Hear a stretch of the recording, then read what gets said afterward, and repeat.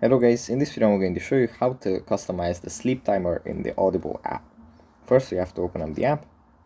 Here it opens up in the home menu where we have some titles and a little bit of an overview of the app. From here we go into the profile menu, which actually looks like this and opens up like this. Then we tap on the cog icon, then we tap on player, and here if we scroll down to the bottom we find sleep timer. And here we have a few options that we can turn on or turn off. We have shake to extend, which means that we can shake our phone to extend the sleep timer if we are falling asleep to a title that we are listening to. Turn off auto lock.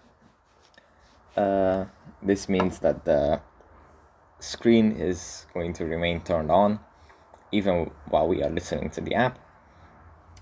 Sync listening position, automatic car mode, and continuous listening. Yeah, these are the options that we can customize in the sleep timer. And yeah, that's pretty much it for this video. I hope it was helpful for you guys, and I'll see you in the next one. Bye.